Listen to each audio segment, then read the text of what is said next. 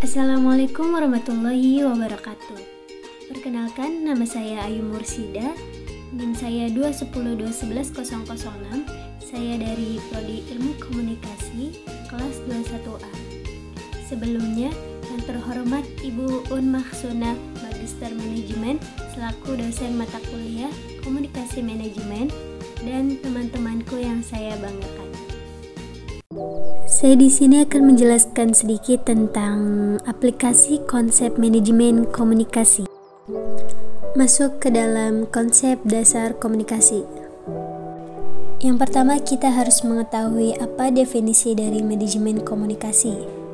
Manajemen komunikasi adalah cara membangun dan mengelola suatu hubungan, baik secara lisan maupun tulisan, agar tidak terjadi istilah miskomunikasi. Nah, jika kita bisa melakukan suatu itu, kita sehingga bisa segala aktivitas yang berkaitan dengan komunikasi dapat berjalan lancar dan damai. Maka dari itu, hubungan yang baik dikenal sebagai bentuk koordinasi atau kerjasama untuk mencapai tujuan bersama. Yang kedua, ada tujuan manajemen komunikasi. Tujuan utama manajemen komunikasi adalah pemanfaatan optimal sumber daya manusia dan teknologi. Jadi, pada intinya, hasil dari proses komunikasi adalah terciptanya dialog yang berjalan dua arah sekaligus melahirkan pertukaran informasi yang relatif seimbang. Yang ketiga, ada unsur terjadinya manajemen komunikasi. Menurut Oteng Sutisna 1983 mengemukakan bahwa dalam proses komunikasi diperlukan unsur-unsur komunikasi, yaitu yang pertama ada suatu sumber.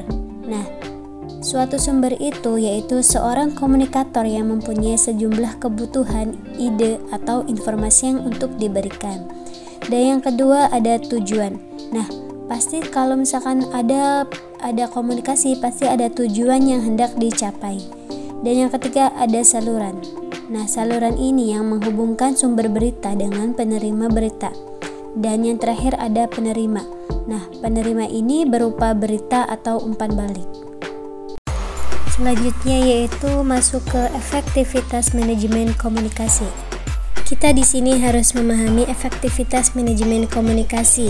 Nah, sebelumnya efektivitas komunikasi itu adalah proses penyampaian pesan yang mampu mencapai tujuan dari isi pesan tersebut dan memberikan umpan balik atau feedback atau reaksi sehingga pesan pun berhasil tersampaikan dan menimbulkan komunikasi yang efektif. Nah, jadi efektivitas tidak boleh lepas dari faktor tujuan atau faktor manusia dan faktor sistem organisasi yang dihubungkan dengan kondisi waktu, target, jumlah, dan kualitas. Dengan demikian, efektivitas bersifat multidimensional, sehingga strategi yang dipilih untuk meningkatkan efektivitas bergantung pada kekhususan atau spesifikasi faktor dari permasalahan yang hendak dipecahkan. Selanjutnya yaitu ada prinsip komunikasi efektif. Untuk mencapai komunikasi yang efektif tentu tidak mudah, karena sebelum melakukan komunikasi harus memperhatikan prinsip-prinsip komunikasi yang harus dipahami. Prinsip tersebut ada yang pertama respect. Respect adalah memberikan perasaan positif atau menghormati diri kepada lawan bicara. Nah, Dale Carnegie dalam buku How to Win Friends and Influence People menjelaskan bahwa rahasia terbesar yang merupakan salah satu prinsip dasar dalam berkomunikasi dengan manusia adalah dengan memberikan penghargaan yang jujur dan tulus.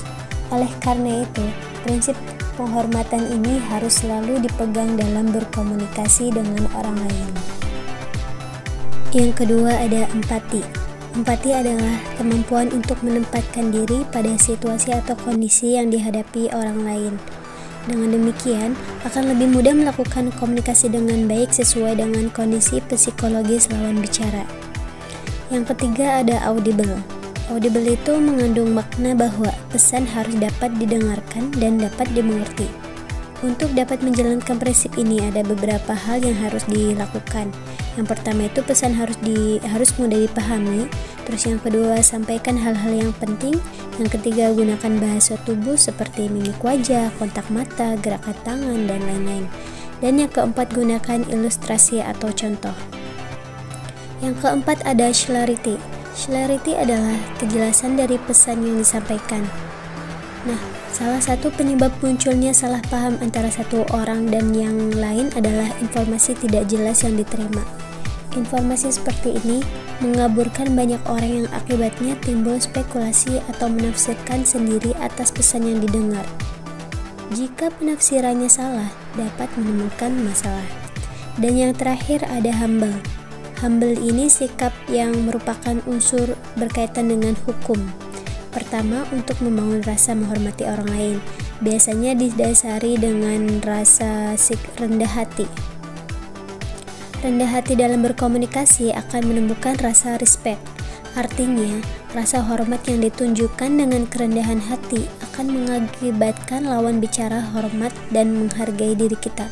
Jika hal tersebut terjadi, maka komunikasi efektif akan tercapai dengan baik. Itu dia video dari saya. Semoga materi apa yang saya sampaikan bermanfaat untuk teman-teman semuanya. Terima kasih. Wassalamualaikum warahmatullahi wabarakatuh. No matter what I do, your heart is drifting out of reach.